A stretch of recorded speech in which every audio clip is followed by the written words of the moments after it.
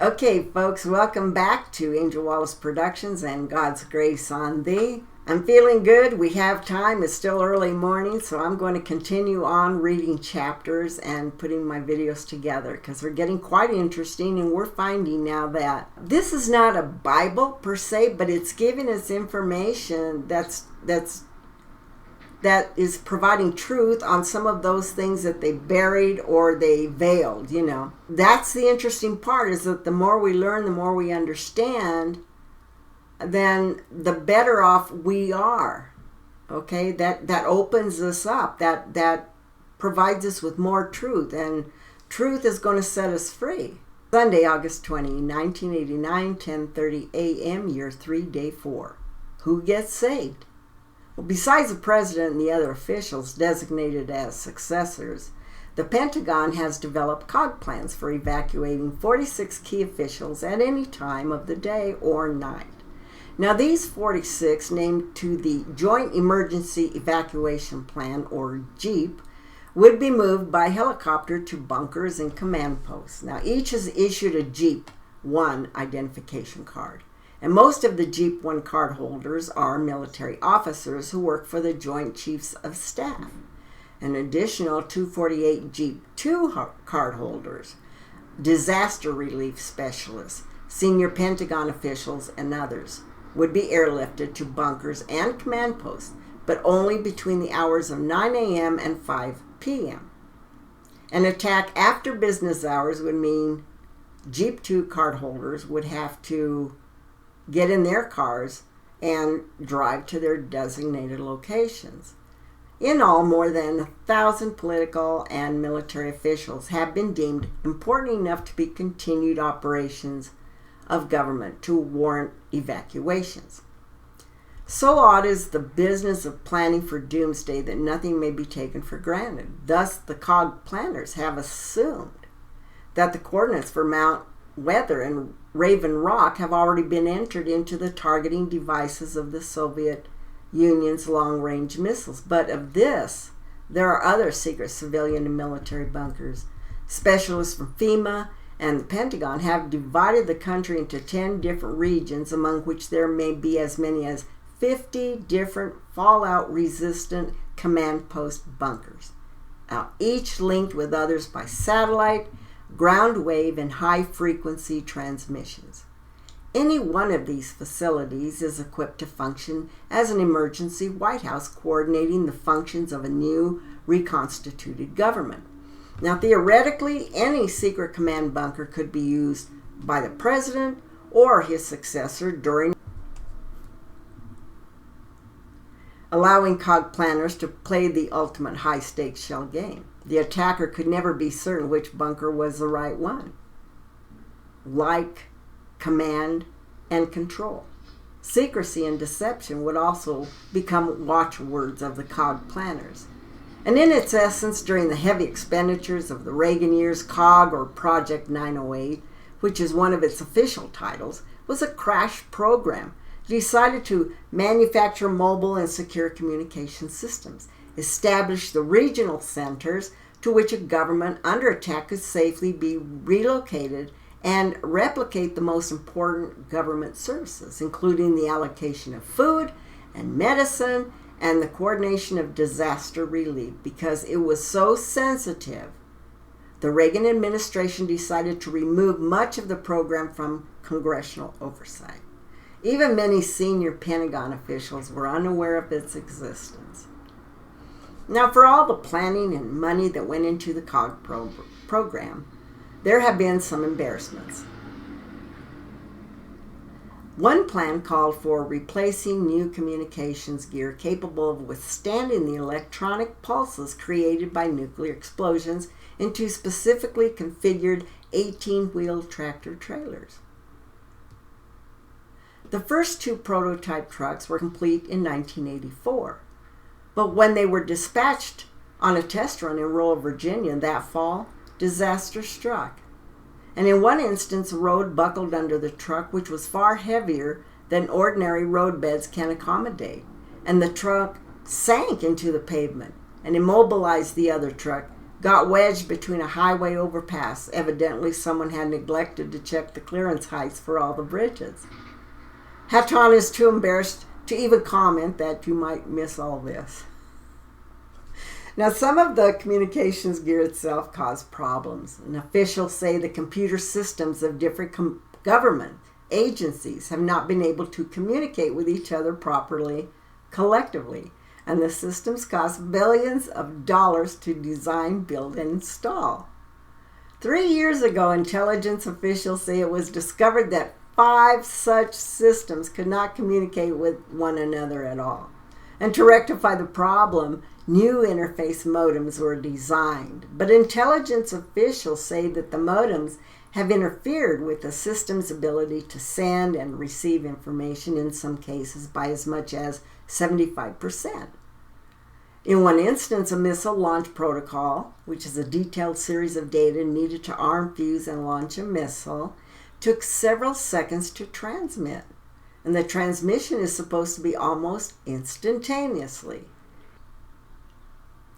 In selected reports to Congress, military officials say COG planners misrepresented the results of tests on the system. And Congress was treated to a successful demonstration, says one source, except the results were rigged. At one briefing in December of 1985, congressmen were told that the communication systems were operational, even though they were not capable of functioning properly at that time. And problems with COG, which might have come to light eventually, surfaced when someone blew a whistle. In 1983, then Defense Secretary Caspar Weinberger and the Joint Chiefs of Staff assigned the Army the job of devising and maintaining the COG communication system under Project 908. The Army, in turn, assigned the job to its Information Systems Command based at Fort Huachuca, Arizona. Who gets paid? For help on Project 908, the Information Systems Command turned to a company that was based in Arlington, Virginia, the BTAC Corporation, a consulting firm that was composed of former intelligence and communications specialists from the Pentagon. And BTAC was awarded a sole source contract to devise and maintain security systems for parts of the COG communication system. The main basis for selecting the BTAC Corporation for this contract effort, according to an Army contracting document, was because no other company has its unique experience, its business status, and role in C-31 architecture. Internal Army documents indicate the value of BTAC's Army contract in 1983 at $316,672. And by 1985, it had risen nearly to $3 million. By 1988, BTAC had multiple COG contracts worth $22 million.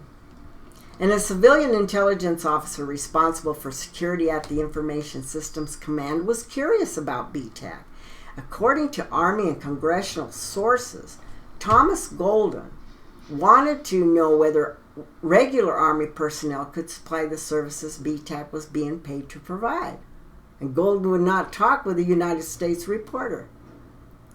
But military and congressional sources say he became curious after learning that a number of Army officials who had worked with BTAC at Fort Huachuca and elsewhere were retiring from the Army and being hired back under the auspices of BTAC.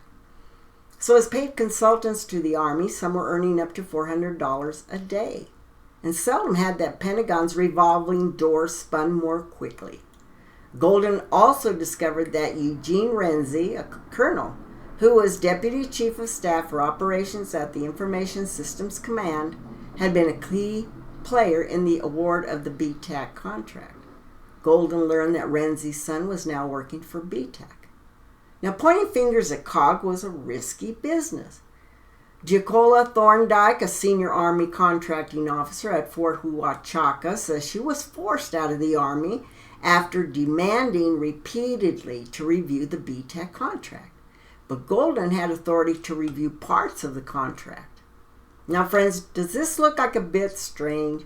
In July of 1987, when investigators from the Army Inspector General's staff came to Fort Huachuca, asking questions about BTEC, Golden talked under an offer of confidentiality.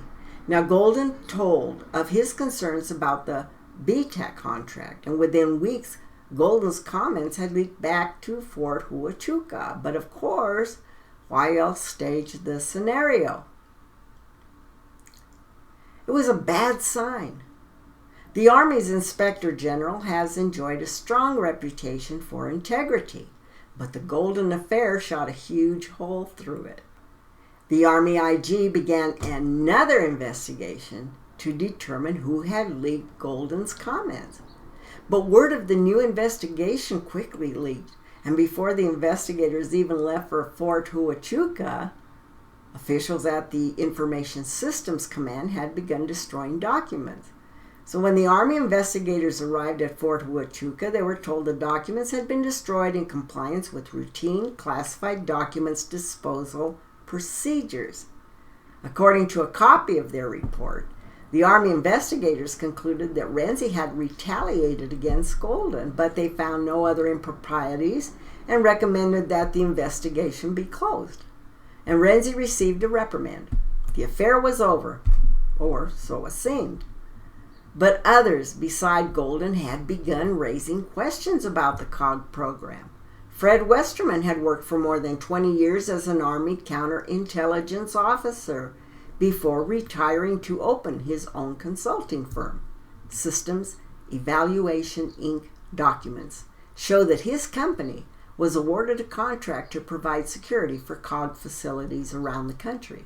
And according to Westerman's attorney, Francis Mrose, Westerman discovered that his part of the COG program was riddled with security problems such as inadequate alarms and faulty locks and flimsy doors. Mrose also said his client became concerned about waste and abuse, such as payments for work not properly done. After Westerman proposed tighter control, he says Army declined to renew his contract. And he has sued the Army and FEMA for what he says are unreimbursed costs. In court papers, he has allegedly that unidentified government agents have conducted a campaign of secret surveillance, break-ins at his office and wiretaps. Now, his lawyer was a witness to one episode in which an alleged government agent kept watch at Westerman's movements. Now, when the agent's license plate was traced, it was found to belong to a couple in Delaware who knew nothing about the vehicle.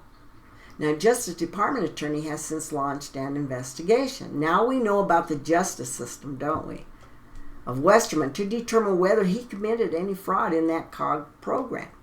In an extraordinary move, the government has also sought to classify Westerman's civil suit. Congressional investigators eventually became aware of some of the concerns about COG, and having heard complaints informally through contact in the Pentagon, Representative Les Aspin, Democrat from Wisconsin, the chairman of the House Armed Services Committee, was especially perturbed by the Army's initial investigation into COG program. In a report, Aspin's investigators concluded that the Army's Inspector General system was compromised. And in a stinging letter to Army Secretary John Marsh that was dated October the 24th of 1988, Aspin said he was concerned about the objectivity, the competence of the investigation. Now, Aspin wrote that confidentiality of the investigation was breached almost immediately by the head of the Inspector General Inspection Team. And Aspin's investigators concluded that the Army had failed to exercise adequate oversight over the COG program. But they also found that the sole source contract to BTEC should not have been allowed. BTEC officials say they know of no investigation of any of their contracts, and they declined to discuss the COG program because of its classified nature.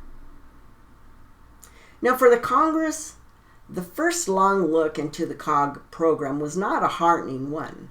In response to Aspin's letter, the Army has reopened its investigation of the Army's Inspector General and the COG program.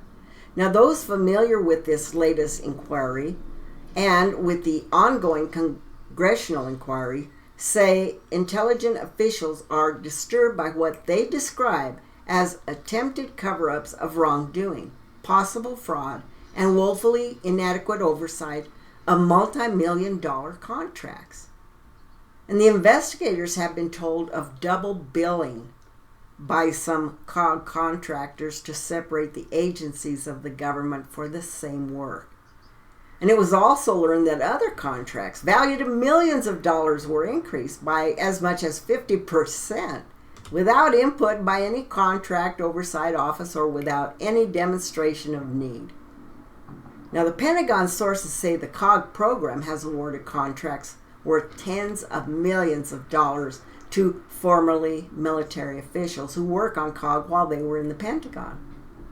And the program says a key official, referring to a troubled multi-billion-dollar anti-tank weapon system that was scrapped by Congress, is another DIVAD, D-I-V-A-D, says another, it is a real mess. Things could get messier still. Subpoenas have been issued, and a grand jury continues to hear evidence. Congress is set to hold hearings this fall on the lack of oversight of classified or black, you see, dear ones, you have it again in their own words, black programs. Pentagon programs like COG for one of the nation's most secret national security programs. The glare of publicity is bound to be embarrassing. That one of the nation's most important national security programs was jeopardized by the very people in charge of it would be the most wounding development of all. I wish to acknowledge the reporter of this well-done article, Stephen Emerson. Now, I want to quote a shorter insert article by Merrill McLaughlin in the same journal. From duck and cover to run like hell. Perhaps the seeds of optimism were sown way back after the Great Flood when Noah and his passengers trooped off the ark into Mount Ararat by two by two, eager to get on with being fruitful and multiplying. And it was then that God promised never again to destroy every living creature. And ever since, human beings have maintained a stubborn hope that this is possible to survive the worst. Well, nothing has changed in the nuclear age. The first great fad, after the Soviets detonated their first A-bomb, was blast shelters, windowless, thick-walled buildings that might protect inhabitants if they didn't happen to be located precisely at ground level. But such buildings were far too expensive to build. So federal officials launched a multimedia educational campaign, Know the Bomb's True Dangers, blared the films and pamphlets. And to avoid them, simply duck and cover. And millions of school children spent untold hours ducking under desks and covering their head to the tune of air raid sirens. Now, the trouble was that even the experts didn't even know the bomb's true dangers. And as it became clear that the most acrobatic ducker wouldn't survive a thermonuclear blast, officials changed their advice from duck and cover to run like hell and tried to design evacuation plans. So in the mid-1950s, scientists realized that even if you ran, you couldn't hide. The real danger of the bomb was silent, invisible, and highly mobile byproduct called fallout. So by 1962, in the Cuban Missile Crisis, the fallout shelters were the order of the day, and families stocked backyard bunkers with food, water, and weapons. Now, the early 1980s brought the last great burst of civil defense enthusiasm, although his advisors never figured out just where he got his information. Ronald Reagan was convinced that the Soviet Union had invested in a great civil defense program called for a matching American effort. Building shelters for all Americans would cost a budget-shattering $70 billion.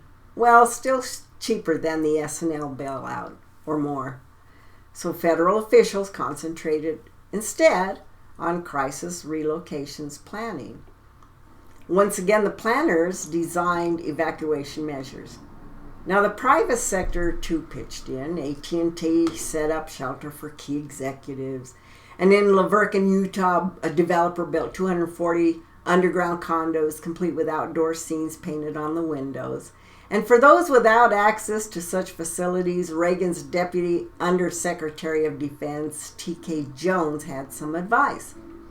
Dig a hole, cover it up with a couple of doors, and then throw 3 feet of dirt on top of it. It's the dirt that does it. If there are enough shovels to go around, everybody's going to make it. The United States military has its own scenario to cope with doomsday. In a nuclear attack, the Pentagon would certainly be targeted, so plans have been laid for the nation's military elite to wage war from other places. There are secret bomb shelters and airborne command posts. The most likely underground bunker is located 5 miles north of Camp David in the Maryland Hills. Its official name is the Alternate National Military Command Center, but it is known more commonly as Raven Rock or simply Site R. Now, surely no one in the enemy camp could pinpoint that location for missile attack. It is so thoroughly secret in location. Raven Rock is said to be able to withstand everything but a direct hit. Well, no need to worry about that, as obviously no one would be able to pinpoint 5 miles north of Camp David in the Maryland Hills. The nation's war planners could stay there a long time, too. According to military documents, Raven Rock has a medicinal clinic, a barber shop, and a dining hall. There's also a chapel, a laundry, self-service only, a racquetball court, and a place to cash checks. The president and top military leaders could take to the air if need be, boarding one of 4 specially equipped Boeing 747s called National Emergency Airborne Command Posts, the NEACPs, kept at Andrews Air Force Base near Washington. Now, the NEACPs can stay airborne for 12 hours and travel up to 6,000 miles without refueling. They carry tons of communications equipment linked to a satellite network, as well as commercial telephone systems. Now, if the Strategic Air Command is unable to carry out its mission from its underground headquarters at Offutt Air Force Base outside Omaha, it too can take to the air. The SAC maintains several 4-engine jet aircraft codenamed Looking Glass, each of which can carry a 28-person airborne command staff, including intelligence, weather logistics, and battle specialists. Now, these craft can remain aloft for more than 8 hours, and one of the jets is kept airborne at all times, reporter Douglas Pasternak. Well, there you have it. Since it will only take Earth about 250 million years to recover from radiation contamination, who knows if these 747s can stay airborne long enough? Well, perhaps if the hydraulics don't fail and they don't need refueling. Rest well tonight, brothers, knowing that you are in capable hands. Another respite, Dharma, and I don't know how your brothers feel, but you are turning green, Chela. Someone is apt to guess you are one of those little green men from Mars with antenna and bug eyes. So be it, Haton, to stand by. Salut. Chapter 8, Sunday, August 20, 1989, 6 o'clock p.m., Year 3, Day 4. Dharma, thank you for spending a bit more time with me this day. Haton present to continue.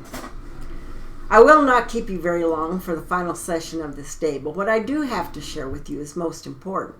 I have given you information of high security nature that you might realize on your place that you are in changing times, which you have locked into a path of non-revolution. I would hope that I have made some positive changes in attitude as to the presence of extraterrestrial visitors to your place and what the purpose of each is. Setting some of the record straight. I'm going to take this opportunity to give some credit and set a few errors straight. The contacts from Palladian Craft and commanders to Billy Edward Meyer in Switzerland are valid, and new ones had better start paying attention.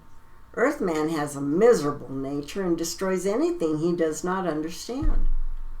Well, you are through destroying our people, who are on your place to bring you truth and some degree of knowledge. Billy Meyer had nothing to gain and absolutely everything to lose to bring our contacts and lessons forth to the public. My commanders of Pleiades came gently and willingly to your place to assist you, and you harass and discount them. I believe that I have given you enough information of top secret material to prove to you that there has been a massive cover-up of space contacts, and we have offered assistance to your planet, and you have mocked and denied. The record shall be set correct, little Earth brothers, and we are going to begin with Billy Meier. He is an honorable man who was willing to share, and you, as a people, have all but destroyed him. The reward shall be reaped by those ones who perpetrate such pain and ridicule upon a brother. You shall wish you had listened. Now therefore I shall set a few records to straight. William Moore, Jamie Shandera, Stanton Friedman, and Brad Steiger do not tell truth to you ones. All without exception. UFO groups have been infiltrated and are cover-up, fear-spreading, and worthless organizations. Other ones within the group community are equally as ill-informed and foolish, and most are deliberate setups for the very purpose of debunking anything worthwhile.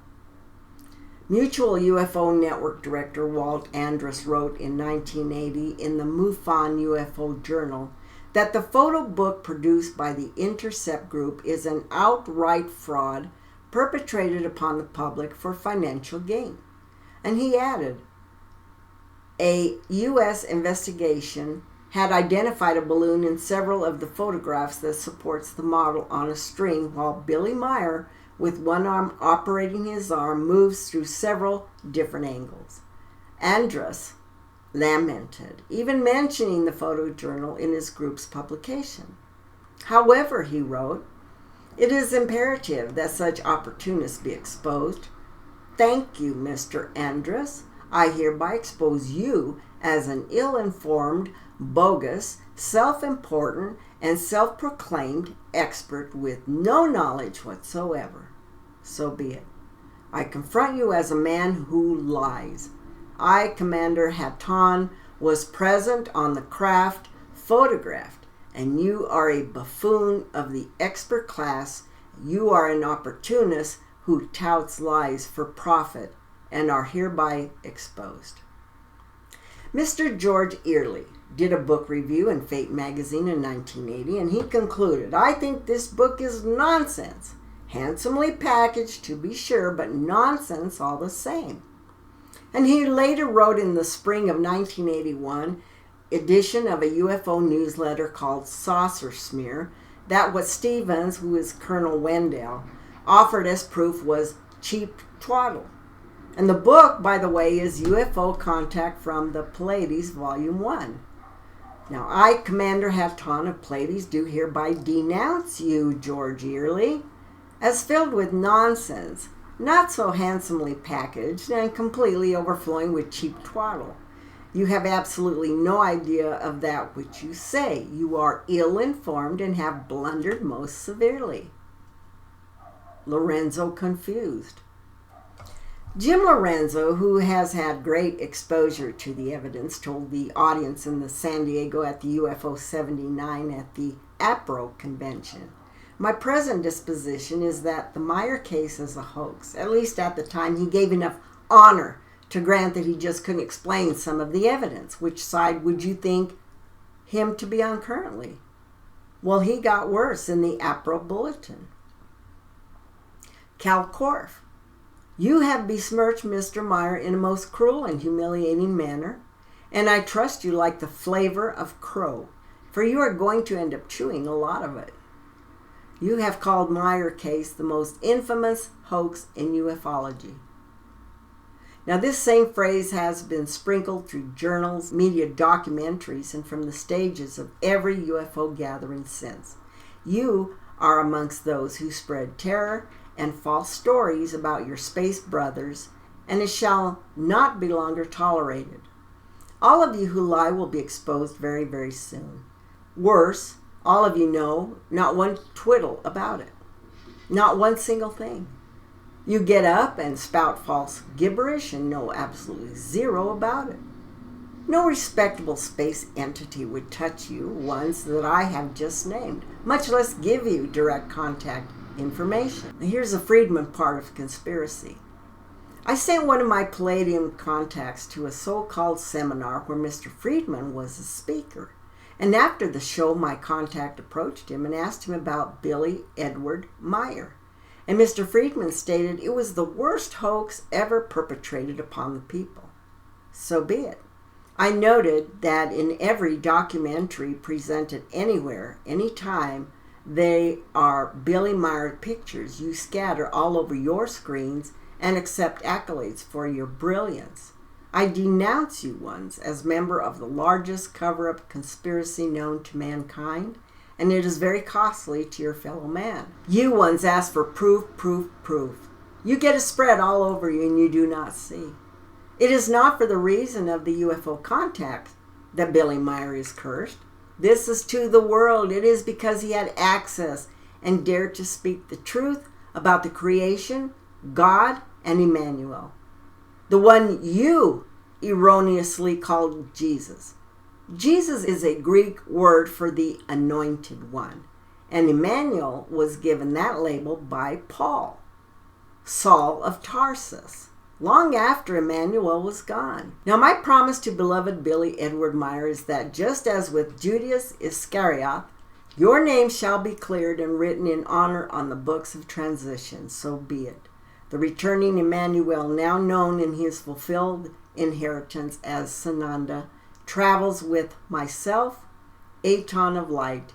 You ones might do well to investigate who that might be.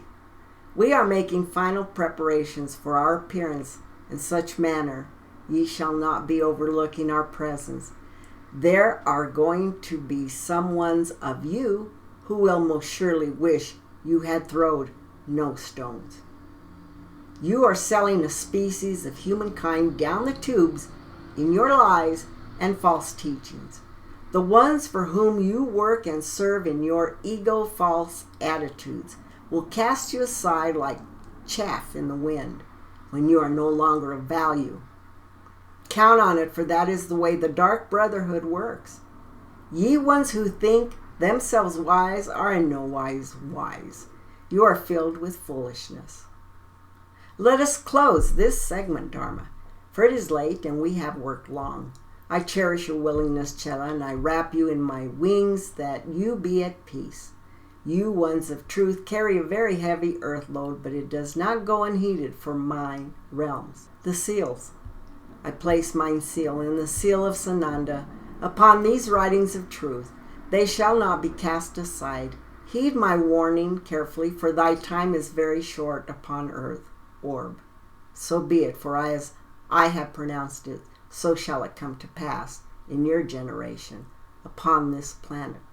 Thy days of revelations of the prophecies are upon you. I am that I am. I am Aton. The Gray Men. This is an edited transcription of a lecture taped April 23rd of 1988. The information is valid and, if anything, more easily recognized today. Haton. I will be utilizing this information again when I speak of economics, but for now I will modify from the audio tape to save time and repetition. Let us call the group which has elaborate and successful plans to rule your nation and your world the internationalists. So when I refer to the internationalists, I'm referring to a very elite group of about 12 to 13 families. These families hold your purse strings, the zipper and lock to all the bags of money in your world. Sound impossible? Nay, it is not only possible, it is extremely easy to visualize after I have explained it to you. Now, as I move along, I will give you some names and places whereby you can check out on an individual basis. I wish never to place any human at risk, however, so in all instances, I will only refer to those already having some forth with public statements or information. I will also have to explain a few terms used to any sense of continuity. Therefore, as we move along, forgive me of any digression in attempt to give definition, i.e., fractional banking.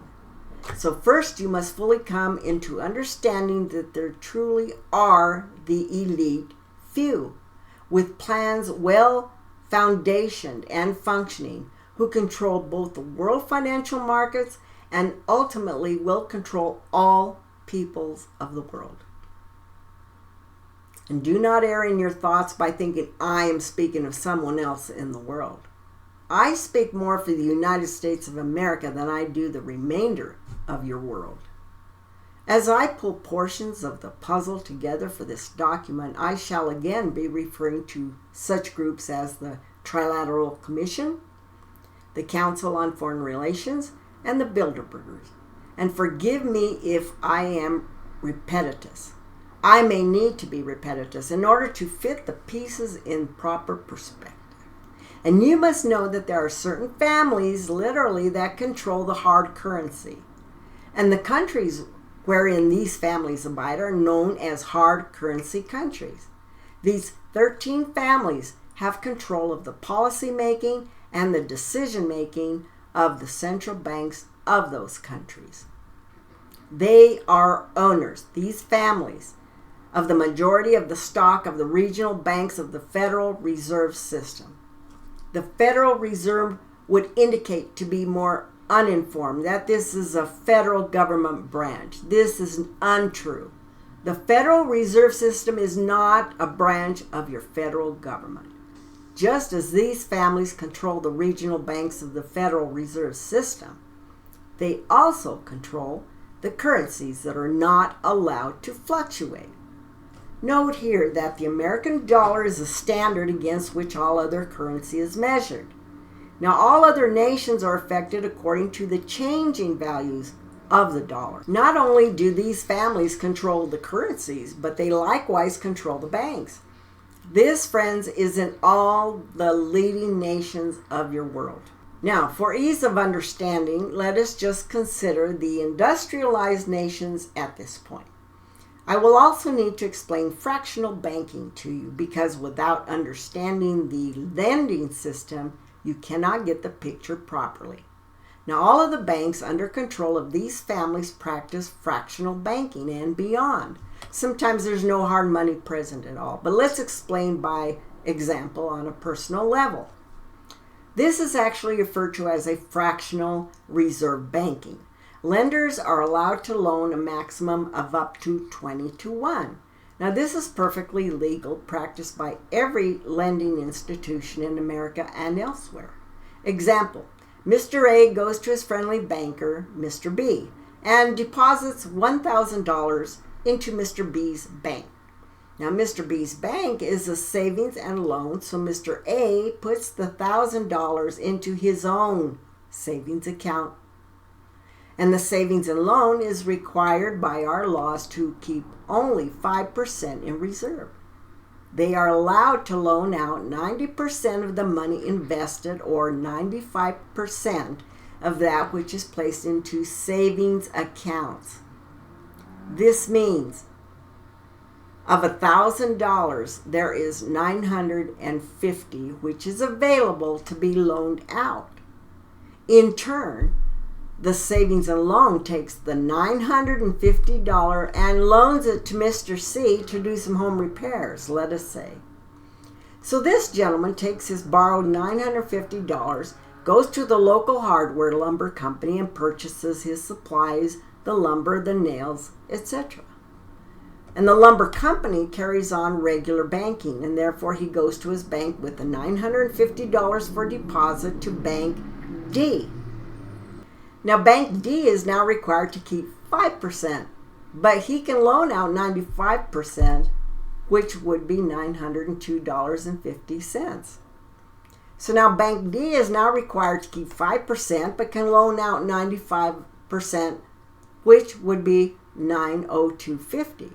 Bank D now loans that to Mr. X, who in turn filters it back into the economy, let's just suppose, through the grocery store and other business stores. He spends it. Now we're going to have that money end up in Bank Z. So Bank Z is required to keep 5%. That means that Bank Z can now loan out $857.37. So it's again loaned and filtered back into the economy. This is continued right down to zero. So with your $1,000 deposit, those bankers using fractional reserve banking are now allowed to loan out $20,229.60. And this is practiced by every lending institution in America and elsewhere. The amounts above do not include interest on the money borrowed, only the principal amount. So you must now keep in mind that this results in an increase in the money supply through the Federal Reserve System. Your big boys simply turn up the speed of your money presses and run them a little faster and faster in order to pump more into the economy, just to boost up the fractional reserve banking. Let remind you to keep in mind that the 13 families control all the hard currencies of the world and are allowed to practice this fractional reserve banking. And this will be important as we move along. We will now talk about something referred to on your planet as System 2000, which is a global creditors unilateral plan. Now this plan went into effect somewhere about the early 1970s. At that time, a Pentagon official and several other officials visited Nigeria. They went to the Prime Minister and they paid him $50 million to raise the price of his oil to more than double. Nigerian oil is light crude of quality such that it's almost pure enough to burn immediately, without distillation, and inaudible. This type of oil sets the price of oil for the entire world. The $50 million was cash across the board with no repayment requirements if Nigeria would double the price of light crude. Now we will refer to this as light oil. There are only 2 locations in the world that have the light oil, and of course it is the most valuable oil in your world. Therefore, it is a standard against which all other oil in the world is measured. So whoever controlled the price of the light oil at that time controlled the price of all the oil in the world. Now at this point, let us bring up the Arabs into this scenario. This will also bring in the Trilateral Commission that also includes Mr. Bush. Now it was now time to bring pressure and persuasion into OPEC. Now what most of you Americans do not remember is that the United States of America is a member of OPEC. It is kept most low profile. At what time a deal was cut with the Middle Eastern oil producers, and this is how it went. All buyers were prepared to pay significantly higher prices for the oil, provided all Middle Eastern nations supported the United States of America by investing the revenues into the big banks in America. To make this picture clear, you must remember that the Arabs, who are wealthy sheiks today, had been wandering around on camelback in a very big desert. They were nomads, and they were certainly most unsophisticated in business affairs. Years earlier, when the international bankers found out there was oil in their countries, they went forth and they persuaded the Arabs to allow them to produce the oil by financing oil fields, the drilling, the rigging, and all supplies included expertise. So after the bankers financed the oil fields, they then charged the Arabs usury fees for building the oil supply systems along the refineries. The usury was quickly repaid because the Arabs became very rich very quickly. Way back when you were only paying about 30 cents per gallon in your gasoline stations.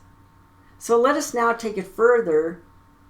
You go to Nigeria and pay them to double the price of light crude. Unbeknownst to the Arabs, those ones who had become wealthy overnight and didn't know much about business, much less international finance. The camel nomads, you call them together and say, we will take the price of crude just as high as you want it to go. If you will deposit an established portion of the funds that you get from this new profit rise in 30-year time certificates in certain major United States banks. Perhaps you ones can now understand the problems you experienced in your early 1970s. Remember the gas lines and the prices of oil skyrocketing? It was because the international bankers who hold the purses of the world knew that the increase in the price of oil that was going to the Arabs would come right back to their bank in 30-year time certificates of deposit.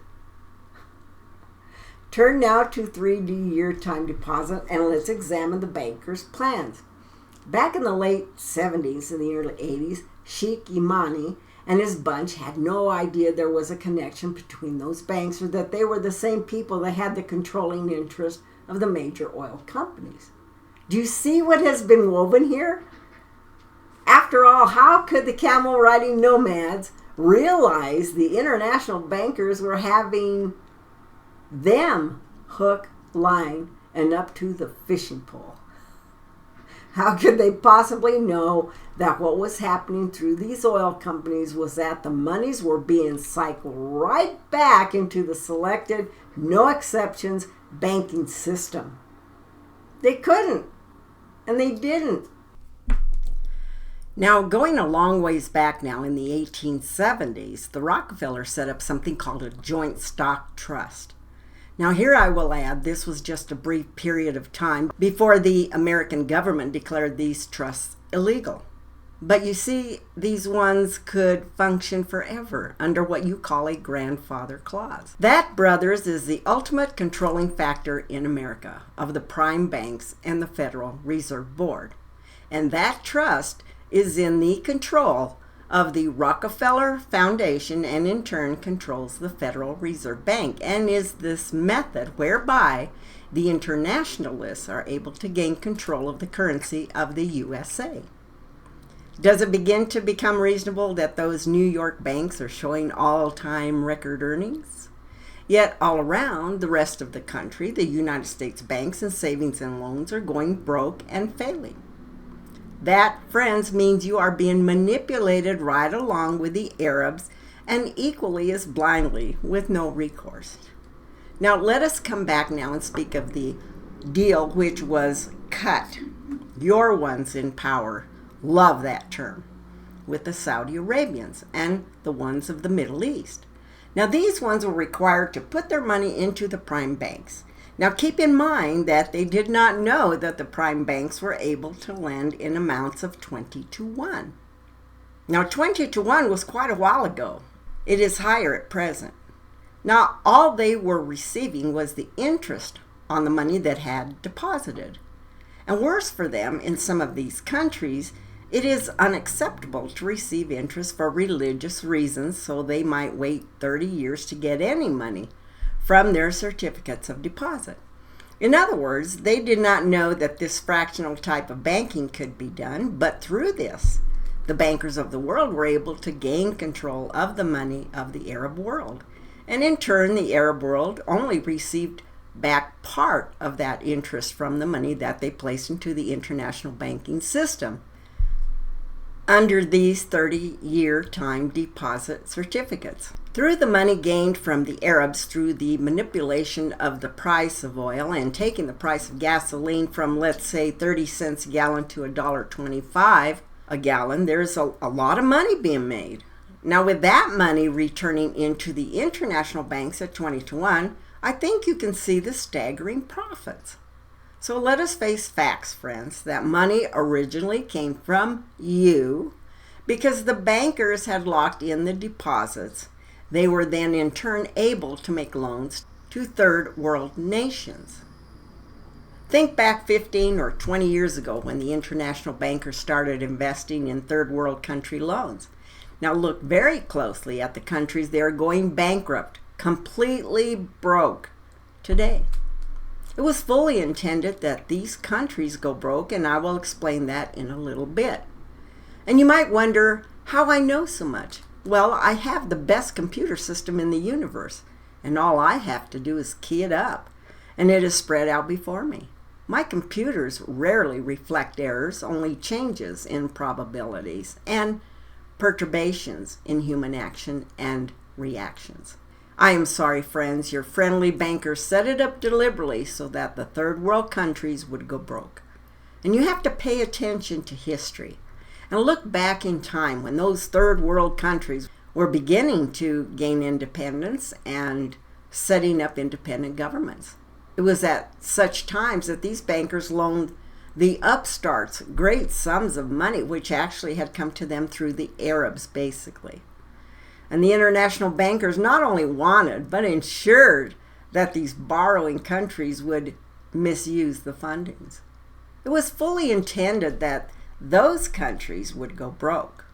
And it was prearranged that the funds could be mismanaged through greed and simply be squandered. And you must remember that the leaders of these countries had never governed anything or anybody. They knew nothing about government. They had been colonies under the governorship of some other larger countries. Now, the international bankers knew that the leaders were bound to squander the funds, and it was known that they would have no way to know what to do with them. And they were massive, and so the cycle goes. They were actually squandering money taken from you through the Arabs, through high oil prices, etc. So let us now follow it on through. I will hereby digress to a story from Dharma's Earth home state, Texas, and most of you have heard of it. And let us go back some years, not too many, to jog some memories. Do you remember someone named John Connally, who was governor of Texas? And do you recall that he was also in the vehicle and was injured during John Kennedy's assassination? Well, Mr. Connally was also Under Secretary of the Treasury. He was a lot of things and titles. Now, these ones with Mr. Connally did a most fascinating thing. They planned to implement a new currency for the state of Texas.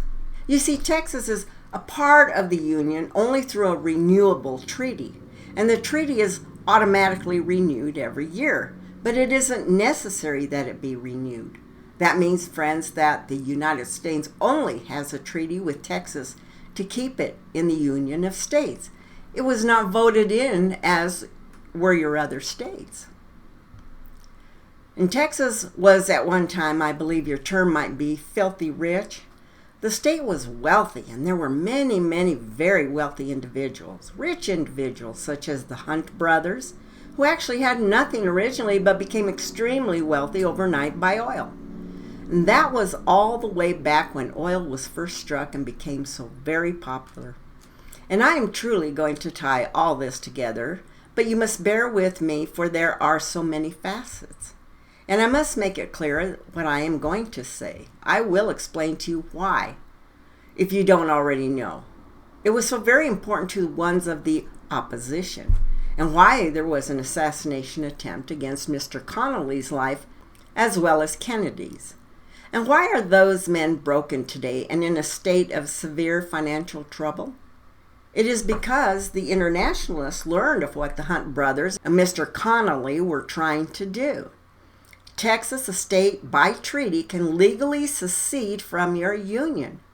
And the Hunt brothers and Mr. Connally knew that Texas had the ability to set up their own country and have their own federacy and have their own currency. That is why they would be solvent and not be under the dictates of the Federal Reserve System, or simply stated, under the control of the international bankers. Now, at about the same time, they were in the process of gaining a corner on the silver of the world. And now this was in order to finance a process whereby they would overcome the international bankers, and it was at that point that the Hunt brothers were smashed. John Connally was almost killed, and Texas, which could have been the only state in the Union to fulfill breaking out of the trap, has been punished with some extremely major problems. And today, portions of Dallas and Fort Worth, Houston, and other wealthy cities have gone on to resemble ghost towns in your Old West. And ones who had grown rich in the oil industry have been severely punished. The Hunts and Connally are bankrupt. And the internationalists became so incensed, so angry at what these Texans had done that they broke the back of the oil industry and the major oil producers of Texas. And it was a well-designed, planned, and executed in perfection. When one's attempt to interfere with the plans of the international bankers, you can see what the results can be. And the Hunt brothers were working directly with the Shah of Iran on the above plan. And immediately thereafter, one of the Texas bankers was killed. The Shah of Iran was deposed, and the Hunt brothers were forced into bankruptcy. There are many ways the international bankers can get revenge on ones who attempt interference with their overall plan. Through murder, or you might as well be placed in a mental institution, locked away permanently, or you can have trumped up charges brought against you whereby you are locked up indefinitely in prison. Now, this latter also happened to numerous ones in the UFO investigation circles who find and bring forth truth. It is exactly what happened to Colonel Wendell Stevens. Colonel Stevens probably has investigated more UFO incidents than any other one individual. And further, an assassination plot was arranged and attempted while Colonel Stevens was incarcerated. And strangely, the perpetrator, who dressed as a religious leader, was caught in the act, turned over to the FBI, and has never been heard from again. So be it. Now, if you will recall, the Shah of Iran was in perfect health when he was deposed and departed Iran. He was only declared to be sick after he reached the United States. And you were told that he was being held in protective custody at a military base. Now, there you were also told he was being treated for his illness, which was not present at the time of his arrival. But he died anyway, didn't he? Face it, his death was planned and the murder executed. In your present months, there is an international uproar over the use of chemical and germ warfare utilized by Iran and Iraq. And some of the viruses cannot be traced, nor in such above instances would anyone dare to pursue it. Now, who would question a man becoming ill, being treated, and then expiring unexpectedly? Well, certainly no one in the United States would question it. It was uncomfortable enough just having the man in your country. And death can most effectively be brought about in any number of non-traceable ways, one of which is through microdots and variations of vibration frequencies, as well as through viruses. And this is exactly what happened to Dharma in her own dwelling, causing cardiac arrest. We just have to have her under constant monitoring, for she is a receiver of several of us in this higher frequency dimension. Therefore, we can catch those attempts and can counter them. It doesn't do much for the mental relaxation of the victim, however. And you can get verification of these little stories from Senator John Hanson of your own government. I am going to speak of Iran and other people who were taken hostage, and I doubt many of you have heard the truth of the matter. Now, Senator Hanson was in the House of Representatives in Washington, D.C., and he knew what was going to happen in Iran, and he requested permission to go to Iran and investigate. Congress refused, and Mr. Hanson then purchased his own private airline ticket, and he proceeded to Iran anyway. But when Senator Hanson arrived, the one Khomeini proffered an audience. And guess what the Khomeini said? He said, "We don't want these hostages, certainly not any more than you want us to have them. As a matter of fact," Khomeini continued, "I'd like to give you these hostages, at least half of them anyway, and you can take them home with you tomorrow morning. That is, Mr. Hanson, if you will promise to begin an investigation into the relationship between the Shah of Iran, Chase Manhattan Bank, Mr. Henry Kissinger, and your President Carter." At this point, Senator Hanson was most delighted, so he rushed to call back to the United States to someone who would give him authorization and said, "Hey, I can bring back half the hostages home tomorrow. How shall I arrange it?" And the person on the other end of the line said, "Well, I'll call you back tomorrow and let you know." Now please guess what happened on the following morning. When the call was placed back to Mr. Hansen, he was told the following: get yourself on the next airplane coming to America. Come home immediately and do not bring hostages.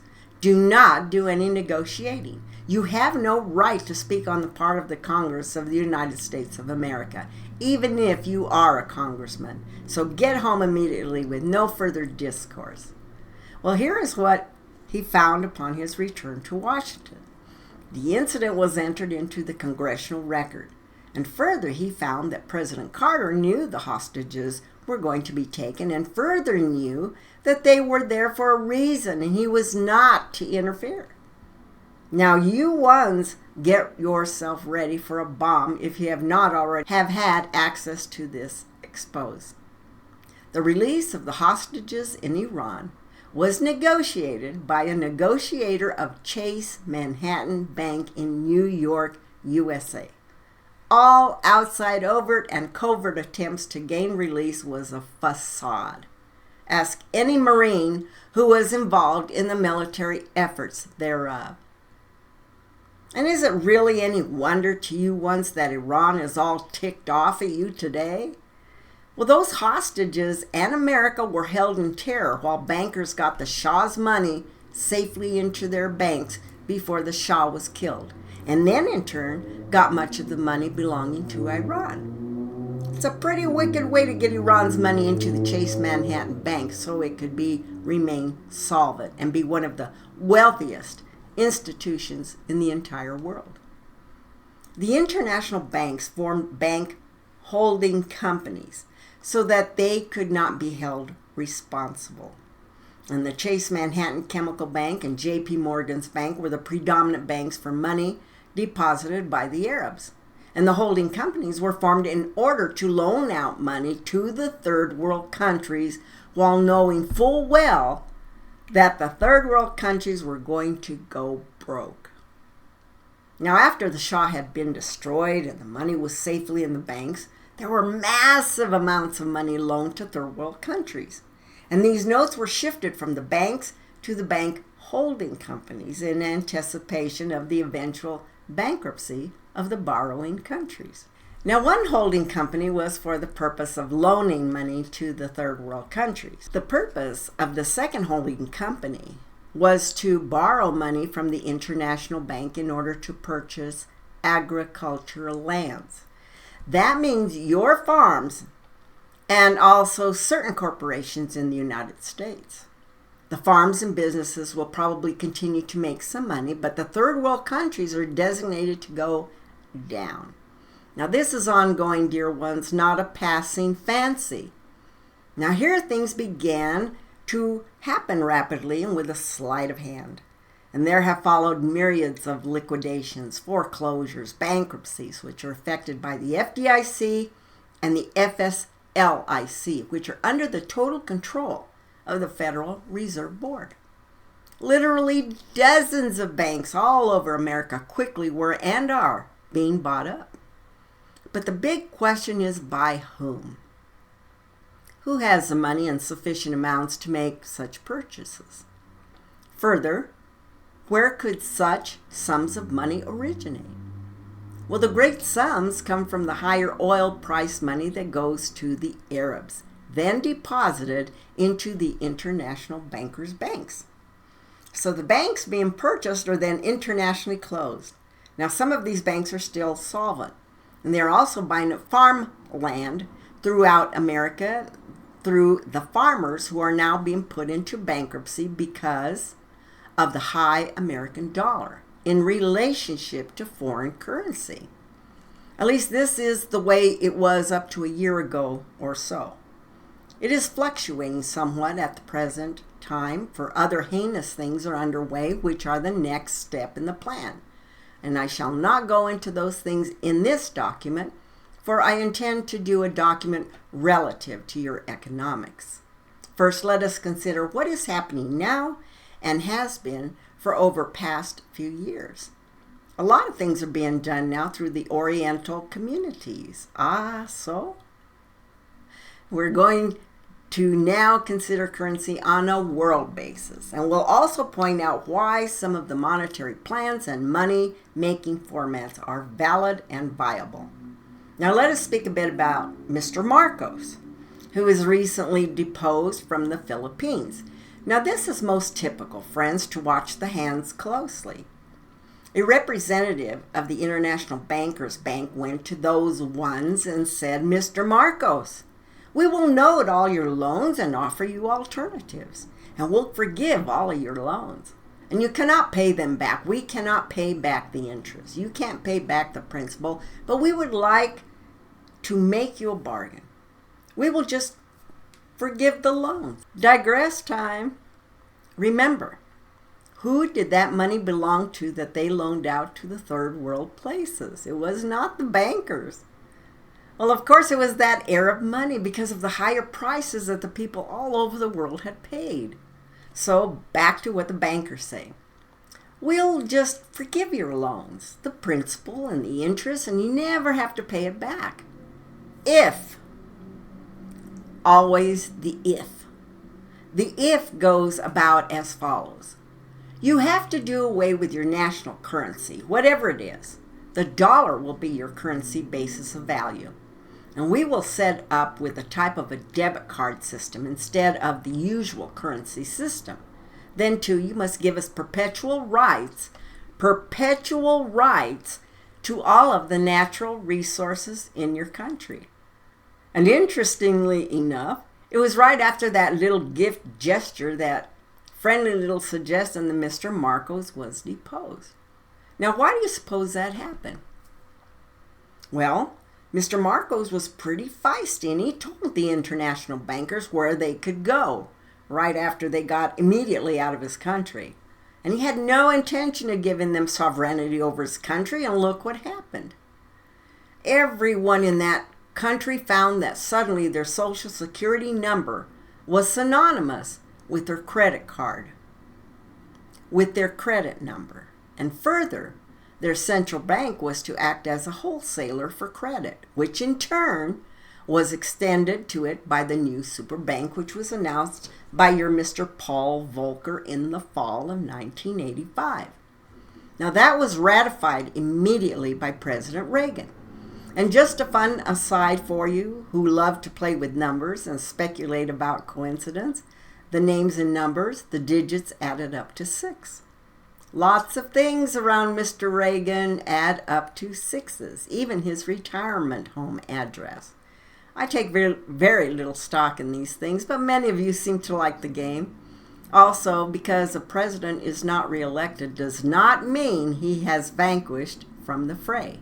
A further contingent condition of the benevolent gift, if you will, of the International Monetary Fund was that in order to help the economy of those countries, the IMF was going to nominate external, non-domestic corporations to properly engineer, exploit, and excavate the minerals of those said countries who had just put those same mineral resources up as collateral. Now this would all thereby supposedly bring prosperity to those striving nations. But Mr. Marcos was a bit sharper up front, however, and he pinpointed on the word perpetual in the contract. And he realized that quite obviously he would be signing away the sovereignty of his nation. And I make no comment or judgment regarding Mr. Marcos as a person, nor do I make comment about any individual. Those ones are of human format, not mine. I am just telling you the way it is and how some things happened. Well, in the case of the Marcos, it was only a matter of weeks before the bankers brought down the guillotine blade, and riots were financed and originated through the ones of the international bankers' groups. It is never humanly wise to cross these ones. You see, Mr. and Mrs. Marcos were exploiting the people well enough on their own. You see, Mr. and Mrs. Marcos were exploiting the people well enough on their own and did not wish to share. Let us not forget these holding companies of which I spoke. Remember, holding companies 1 and holding companies 2? Well, the second group was receiving credit from the first group of holding companies to purchase assets and liabilities from the prime banks. Now, the only liabilities that they could purchase were liabilities that represented by certificates of deposits of the Arab nations. And the assets that they were buying were loans made to the debtor nations. Now remember, it was designed that the third world countries would default on the loans, which would bankrupt the holding companies which had purchased the Arab CDs from the banks. Now, at such a point, the international bankers say to the Arabs, "Okay, fellows, sorry, but all these billions of dollars in 30-year term deposits you have been depositing all these years are gone." They were sold to a holding company unattached to us, which loaned the money to third world countries which are bankrupt, broke, gone, kaput. Sorry, Mr. Arab, but as of today, you are bankrupt, and just like that, all gone. You might ask, is it possible for the Arab world to go bankrupt? Really now, the richest people in the world with all that oil? It's a little bit shocking, isn't it? Poor souls, they didn't even know those CDs had been sold to those holding companies. And they had deposited the money right into the New York bank as required. And how could they possibly know that they were transferred out and into bankruptcy-destined companies? And how could they understand the inner manipulations of international financiers? They were nomads. They didn't know anything about business. And one cannot even consider them foolish. How much of this intrigue do you know, much less understand? The Arabs could not know what they were up against. But now let us look at what has happened. Before the end of 1986, the Arab world became a bit aware of what was happened. Before the end of 1986, the Arab world became a bit aware of what was happening to them. And the word went out that before May 1st of 1987, millions and millions had to be transferred out of the Arab world into America to start preparing for doomsday. And money was to be shifted into any kind of securities that were even halfway decent. And why do you think this was so? Well, it was so that when the Arab sheiks came to the point of bankruptcy, they could be sure the people under them, those millions of people of the Arab countries who have literally been kept by giveaway programs, could not get at them. They would have a place to run. They would have a place to run to and hopefully hide. Well, when this all comes down, that these Arab countries have literally been sold out, innocently or knowingly, there will be uprisings, turmoil, and literally massacres abounding. It is going to happen, friends, right in the Arab nations. And this is why they have purchased and set in place silkworm-type missiles from China. Long range, nuclear capable, and they have the nuclear devices to arm them. Could it be they will be needed against their own peoples? Now, the people are going to be quite irritated when they are no longer receiving anything from the oil revenues that their own country is bankrupt, and that further they were sold out by their own leaders. At that point, there will be mass migration of sheiks headed for America, where they have already transferred the most of their assets. Now, the Arabs were trying to make big purchases by May of 1988. It is now a year and a half later. Do you not think things might be starting to come down pretty soon? Could it be relatively correlated in time to savings and loan problems and private pension plan troubles and failing economy and I continue to see problems as I look upon my scanners. The probability of you making it into your 1990 before a major depression is not reflected there. I see no way for you to make it past your fall season. You only need a couple more countries to default, and your monetary system will collapse. You sit on the target for several methods of pulling you down into collapse. Well, back to the original story. Now, we're talking of holding companies in trouble. The international bankers have removed responsibility from themselves. They pass the notes, etc., on to the holding companies, who in turn made bad loans. Now, all that money belonging to the Arabs have been passed on into the holding companies. And all the international bankers have to do is say to the Arabs, you're broke as of today, all gone.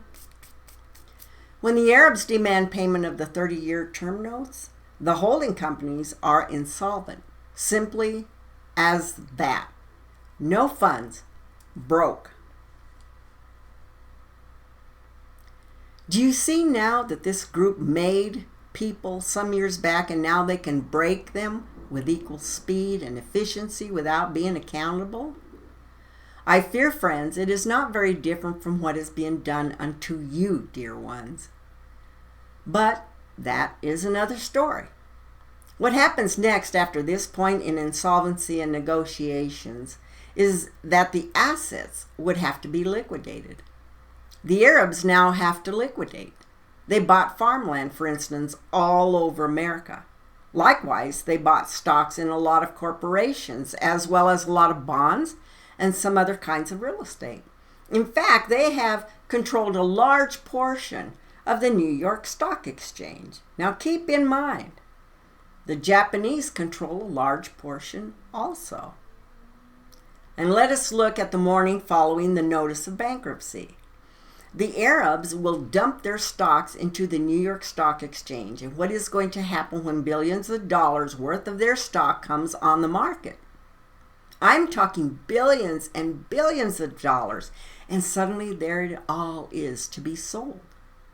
Well, what happened to farmland that's already depressed? In 1987, prime farmland that had been worth $3,000 an acre was less than $700 per acre because of deflation and the inability to repay farm loans. Now you have added drought and all sorts of other bad dreams. By the way, this deflation was brought about by your Federal Reserve System. Well, the Arabs don't want that farmland. They have all the problems they can handle. So what happens to the price of farmland? It is going right to the floor, isn't it? Brothers, when that happens with the value, what does it mean? It means it has no collateral value any longer. And with no collateral value, how can a farmer borrow money next year for his crops? And in turn, what happens to the crops? And who's going to feed the people? And what is going to happen in the grocery markets? The results, of course, equate to hunger and scarce supply. Sad, brothers, but it is a well laid out plan working to perfection. And it all boils down to control. And how do you ever recover? Further, let us look at your stock situation. Now, what is going to happen when these multitudes of stocks are dumped on the stock market? Chaos. And what will be the result of catastrophic chaos?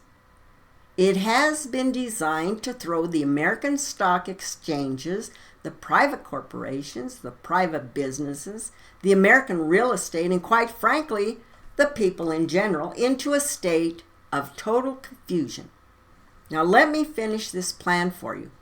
At the time of total confusion and inability to function, those benevolent bankers are going to come through with a save the world proposal. And they're going to be prepared to eliminate cash because of its collapse. And secondarily, they must then stop drug trafficking. Then they must also push to stop tax cheating.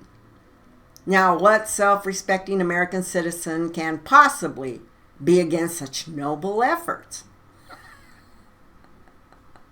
And they, the bankers, have set up and orchestrated all of these programs and now will pretend to stop them. And what will the average American do when your television says, look at what those dirty Arabs have done to you? And what would you do? You're going to believe that. They tell you, aren't you? You're going to be right up there in front saying, sure, they did it to us. Those Arabs want control of the world. And pretty soon it will be. Those Japanese want to control the whole world. And then the Chinese want to control the whole world. And you will join the chant that says, look, they bought up all of this major part of America. And look at all the money we have given them and see what they have done. They have collapsed our stock market, etc., and so on. Aha! But there come benevolent bankers, and they're going to say to you, you have got to have new currency. And then the next thing we will do is use that new currency to stop this dope trafficking. You know, that which is coming from Central America and those other countries. Then, of course, we're also going to have a debit card to stop people from tax cheating because, after all, Mr. Public, if we don't do this, we will never get ourselves back on our feet. So, brothers, if you'll just turn everything over to us, benevolent bankers, we will take care of everything and straighten out the whole mess. You know what, brethren? You will hop on that bandwagon and agree to your imprisonment like babes to candy. And you will not only agree to it, you will demand it. For you will forget to hear the big if. And you will get all this done for you if you will just take a debit card for you individually with our little old number on it. And you will have just fallen for the old identification card scheme. Now, how can this happen to you? Because you have never been told the truth, friends, and you will believe it now as I give it to you. No. Most of you will discount me as a figment of some nut's wild imagination. So be it, for I am greatly saddened for you as a species. Now, this has been a scenario about the Middle East. Where do you think they are today? Now, this has been a scenario about the Middle East. And where do you think you are today? And what do you think you will be when you have this new currency? It will only devaluate the old dollar to zero. And it's planned already and named already, the Phoenix. A little prior to this, there's a plan to bring forth an international credit card ID.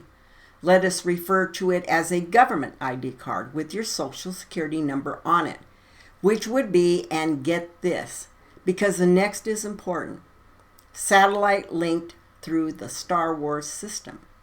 Now, does any of this sound familiar to you?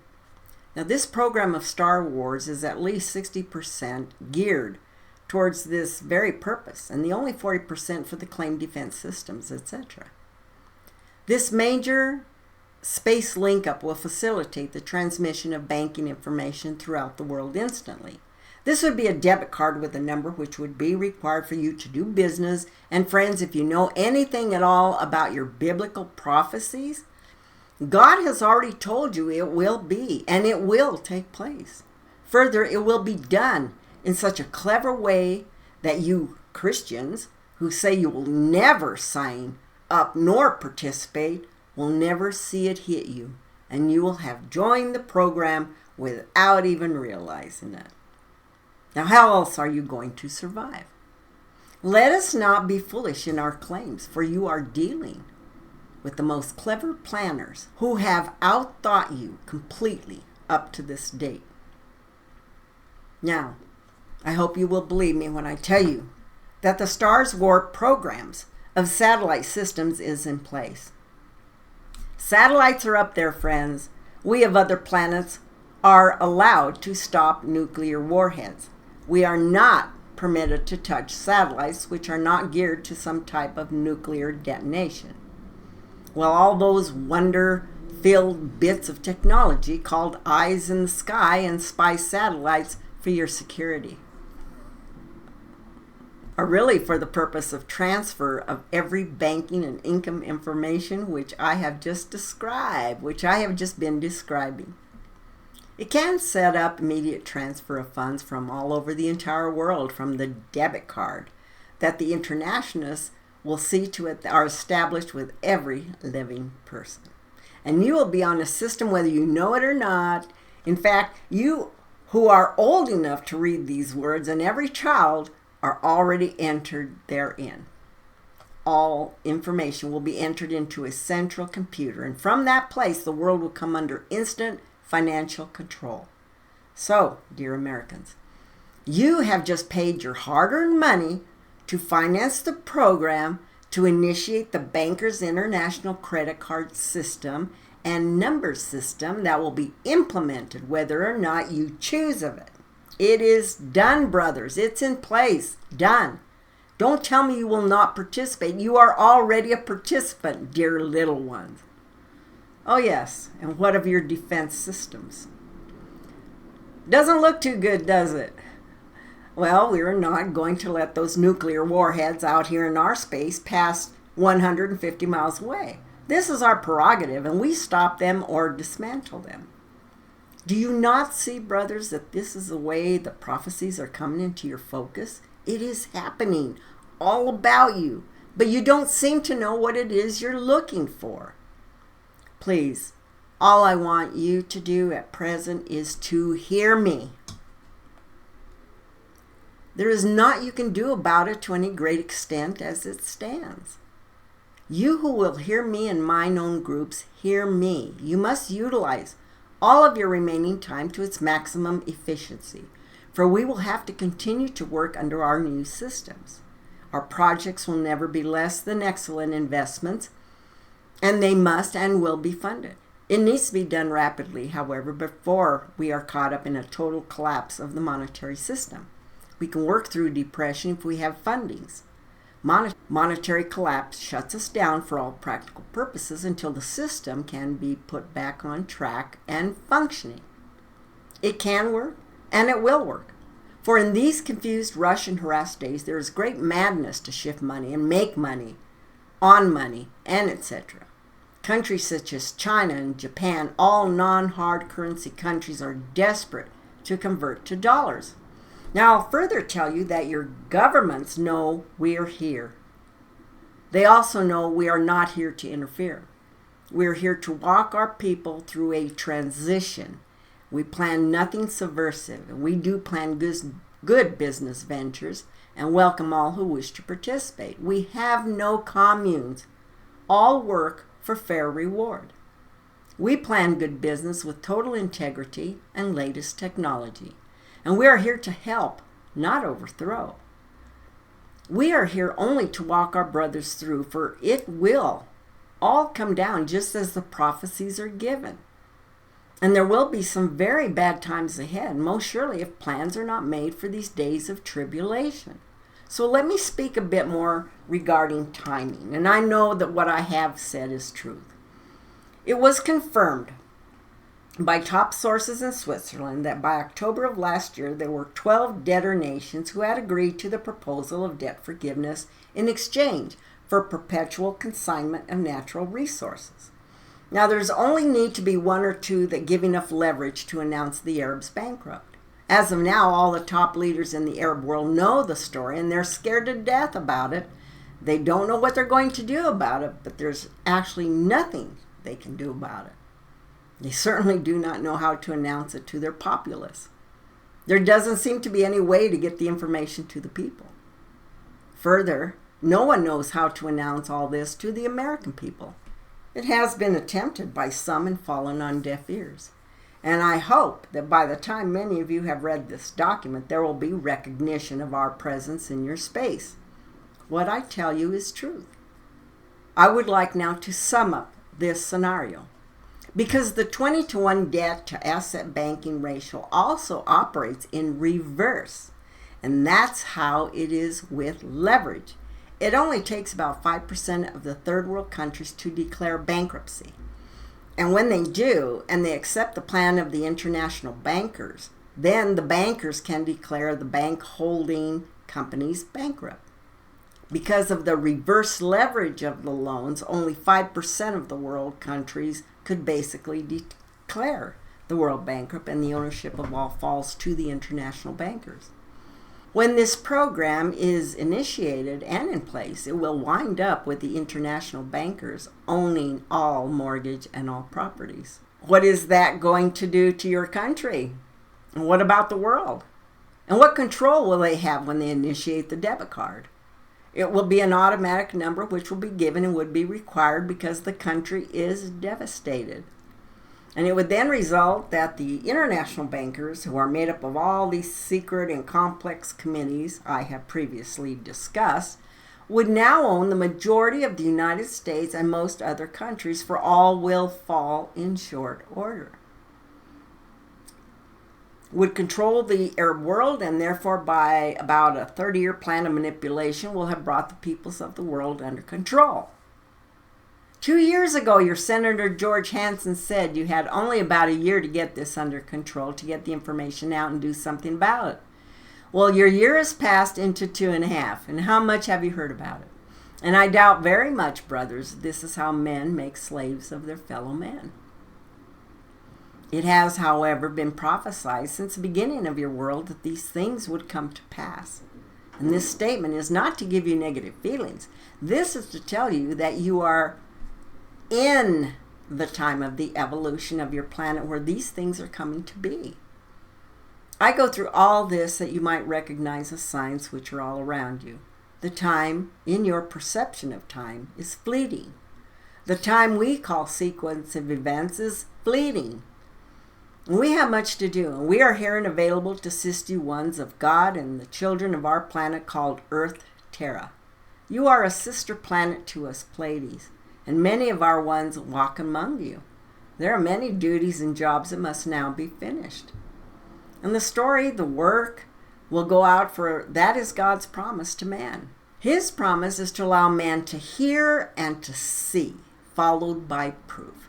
And he will send these things through us of the Space Brotherhood. Now these things shall be documented and sent forth to man so that man can see what he wishes to do, what choices he wishes to make regarding his divinity. And I'm going to leave this portion now that you ones can ponder these things. We come in love and we can see farther than you. We have access to all records so we can see and know. And we can give assistance if you're so petitioned. And you might ask, why would you ones do that? Because Father God, the totality, the light, which is your source and my source, loved you enough to send forth his celestial Son before us. We now serve that same Son who is our commander and act in his service. Further, for you who are our brothers, we will not leave you stranded on that place. Ye who do not yet know me will come to the understanding of our presence. I leave my seal and my blessings on this portion, which I fear is quite lengthy, and please ponder it several times until you have an understanding for what is most important. Go, Dharma. It has been such a terribly long session for you, and turn the papers over to the others that you might get some rest. Salut, salut, salut. Haton moving to standby. Now, folks, these were taken from the Appendix 1 after this particular chapter, and we'll continue on with the Appendix 2 within our next chapter, but it'll be within the next recording of what is to come, because there's several appendixes that are attached to this particular journal. Okay, so I again thank you for stopping by. It's been so interesting, and I'll tell you, there's so many things in there, and he's talking about way back in the 50s, 60s, 70s, and 80s. Okay, so as we continue our journey forward, we will be coming into the present. So we just have to be a little patient. But he's given us so much information that we kind of know things, but we didn't know the detail of the things. But now we know names, places, and who and what. And that puts that all together in that nutshell, okay? So thank you again for your loyalty. Thank you for stopping by. Thank you for subscribing and hitting that like button. And don't forget to share the videos, because if there's someone out there that you think is going to that this information will resonate with them, then share it. Please share it. The idea is to awaken the masses, and we're watching it live now, but it's coming to like a slow, and then it picks up speed, and then it kind of goes into a lull, and then it picks up speed. Something has to happen soon. Now, will it happen before the elections? I don't know. But can you feel it in the air? Because I can. I feel it. I feel it. I don't so much as see where and how is going to happen, but I feel it. So with that, I'm going to let you go. You have a really great day, and be sure and share your smile, because smiles are infectious. And that tells people that you're a good person. And Be sure and hug those that you love, because life is so short. You could be gone tomorrow, or they could be gone tomorrow. You don't know. And do something really kind for someone else, because, we're here on earth to help one another. We're all brothers and sisters, whether you want to believe that or not. And if you don't, then maybe you better pick up that Bible and start reading. I love you all. Y'all take care. Love you. See you. Bye.